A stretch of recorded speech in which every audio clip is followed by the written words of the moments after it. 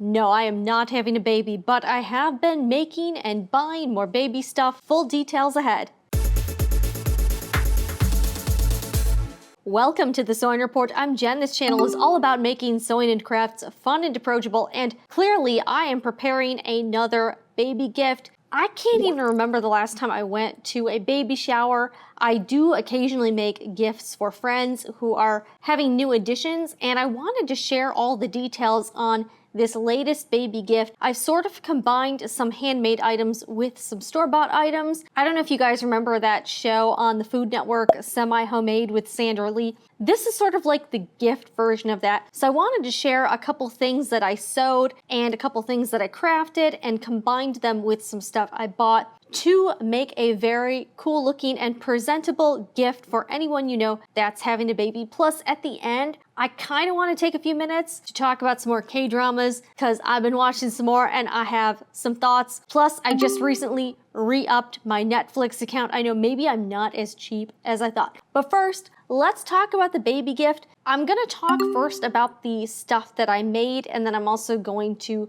share what I bought. Links below to a lot of the stuff is in the description box. I love to do some really easy burp cloths and also baby bandanas. That's something I've showcased on the channel before. And I did a previous video that was pretty popular on this channel about baby gifts. It is kind of ironic because I don't have any children and I am officially child-free, so you won't be getting any pregnancy announcements here at the Sewing Report. But it's kind of weird that like one of my most popular videos is about making stuff for babies because I've never had a baby. In fact, I've spent very little time around small children or infants, but I love doing baby bandanas, and I tried out a pattern. I made this pattern a long time ago, and it's different than the baby bandana pattern I did in the more recent video. This one has a little bit of loose fabric in the middle, so it kind of gives you a more like loose fitting gathered look to the bandana. I think it's really cute. Even though I find this pattern and template a little more difficult, the front and back of the bandana are different templates.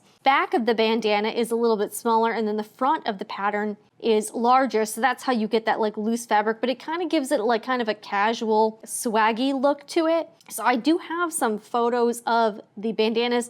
I kind of have a theme going. I had this really cute horse print fabric, very out of print, and then I've also had some white flannel that I got from fabric.com. So for the bandanas and the baby bibs, one of them I did the horse print on the front and then white flannel on the back. And then I also had this really cute linen-y type blue fabric that I decided to mix in. Even though I made different items, I tied them all together and had them coordinate by using the same fabric on all of them, so it kind of makes it look like they're matchy-matchy, even though the patterns are just totally different designers or templates. And on sewingreport.com, I do have a downloadable template if you'd like to make the burp cloths. These could also be, I guess technically they could be placemats. They could also be like the unpaper towels if you want to go that route. They have rounded corners. They're very quick to make, and same with the bandanas. I did flannel on one side and then the main fabric on the other side. This time though, with the burp cloths, I decided to add a little reinforcement by stitching lines in the middle. So I also top stitch along the entire outside, and then I split the burp cloth into thirds and then stitched lines across just so that the fabric like wouldn't separate. That seemed to work out pretty well. And then I also decided to make, now this is really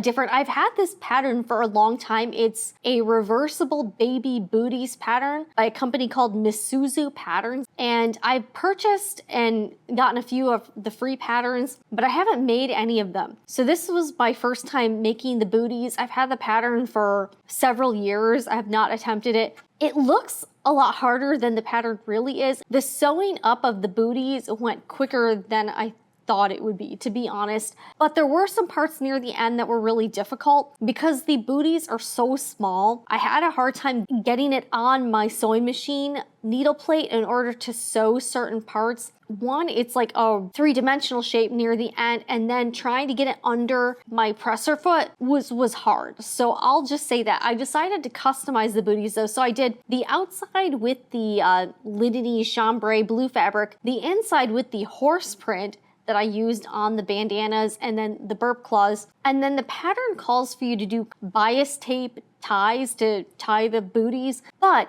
I took a slightly easier route. I used knit yarn. So it's like t-shirt yarn, and I'll link it below. I got it from Amazon. I have a ton of it now and I only used a tiny bit. Because this baby is a boy, I wanted the shoes to look a little more like sneakers. So that's why I went with the t-shirt yarn. They came out super cute. And as an added touch, I decided to, before I cut out the pieces, I monogrammed the baby's last name initial on the bottom of the shoes. If the baby has his little feet up in the air, you'll be able to see the letter C, which is the last name. And I thought they turned out so good. I did use interfacing on the main fabric. The pattern did not call for this, but I thought it might add a little more structure to the shoes, and it did. It really didn't make them more difficult to sew in my opinion, so I fused Pellon Shapeflex 101 onto the fabric, and then I cut out the pieces. And I also did this before I embroidered the monogram on, and this basically was my stabilizer. So that worked out pretty well. I do have a lot of footage of me making the booties. Let me know down below in the comments if you'd like me to do more of like a walkthrough / pattern review so you can see me making the baby booties. I think this pattern was super, super cute, and I love the finished result. I have not seen a lot of blog posts or reviews on the pattern, so I thought maybe you being able to see me sew the booties might help you if you're looking for a gift like this.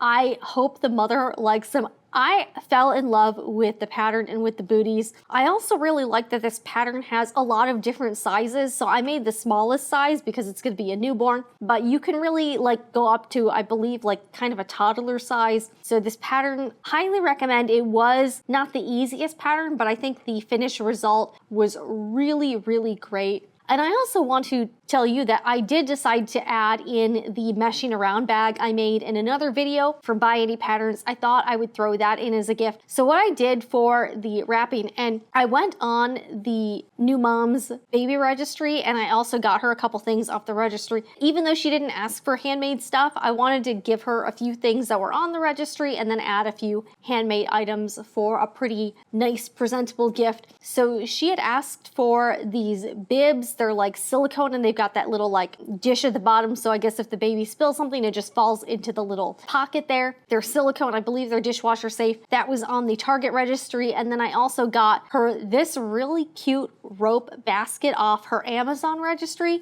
I am pretty impressed by the quality of the basket. I know you can make a rope basket, but I think this one is pretty cool. It wasn't super expensive. It does come folded though. I took my clothing steamer and I steamed it to get a nice shape. And then pro tip, I get a lot of packages here at the house and I always save the packing material. I save bubble wrap, I save all that brown paper. The only thing I don't save are those inflatable little like air pocket thingies. Don't keep a lot of those, but I'll keep corrugated cardboard, packing paper, and I will keep bubble wrap because you never know when you're going to need it. In order to kind of make the gift basket more filled out, what I did was I put a lot of brown packing paper at the bottom and then I started inserting my items. So I wrapped up the baby bandanas and then the burp cloths in tissue paper. I put them in the meshing around bag. And then I also just put the baby bibs, the silicone ones, in the basket. I used my unnamed electronic cutting machine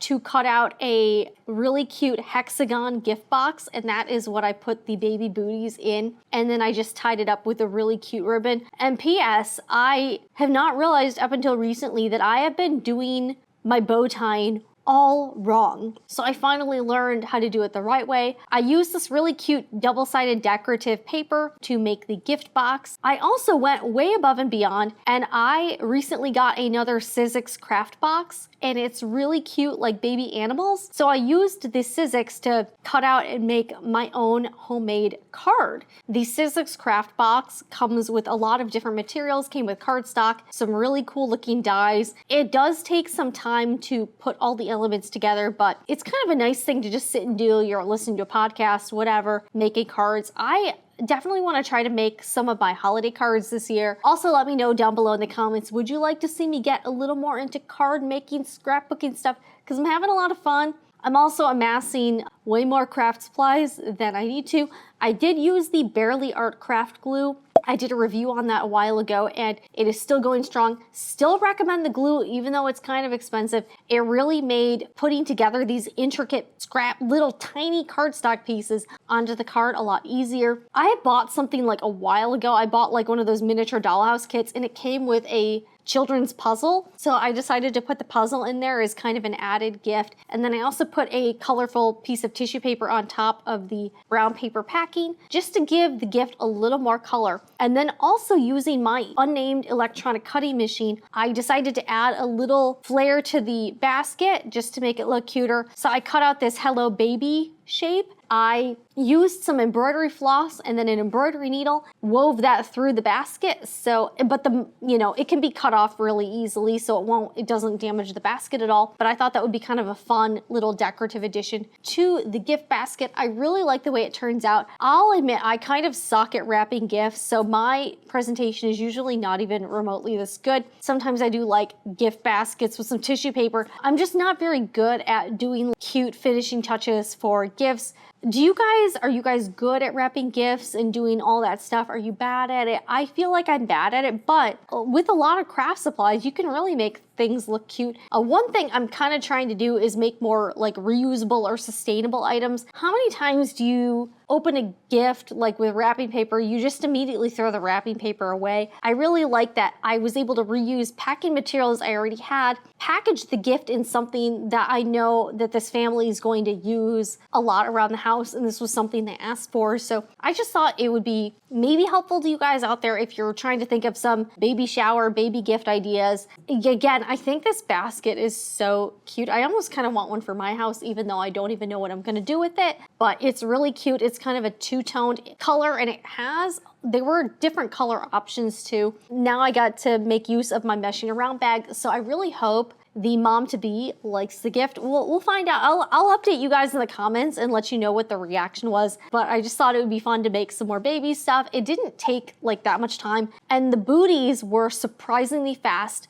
If you're not filming it, you could probably make them in a day. Even outside of babies, like this rope basket could be a great vessel for gifts for any occasion, housewarming, bridal shower, whatever you want to do.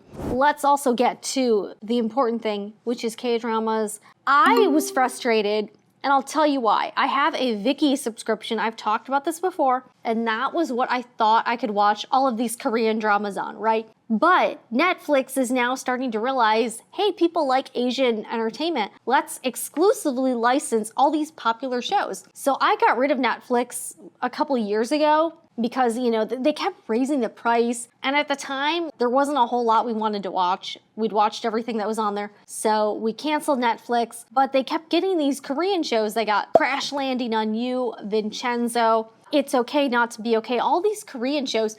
And I'm even noticing that Netflix is now starting to pick up shows that are also licensed on Viki. So if you have Netflix already and you want to get into K-dramas, I don't even think you necessarily need a Viki subscription to really start getting into it. Maybe if you become a super fan, but a lot of shows I'm noticing are on both platforms. Like my favorite show, Touch Your Heart, also on Netflix. Search WWW, also on Netflix. Cinderella and the Four Knights. I'm noticing a lot of redundancy, but I want to talk about Crash Landing on You and Vincenzo. I know I'm a little bit late to the game, but I just got Netflix like a couple weeks ago. What I'm gonna do is I'm gonna watch like a bunch of stuff. My husband also has been watching some things too on it. I really enjoyed Crash Landing on You and Vincenzo. They're both very different shows. I did notice that some of the cast members kind of spill over into both shows, which I thought was kind of cool. So let me talk about these briefly because I just I have to talk about them. And I also want to talk about a couple other shows that were on Viki. This is the K-drama part, so just to warn you, if you're done with this,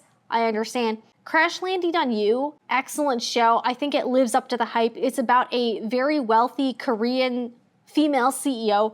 She accidentally paraglides into North Korea. I know it's a bit of a ridiculous premise, and I think in reality, I think the show would have gone much differently than in fictional K-drama land. And she, of course, ends up falling in love with a North Korean soldier. Yeah, that could happen. Not really, but it's a really cool story. I thought the cast was excellent.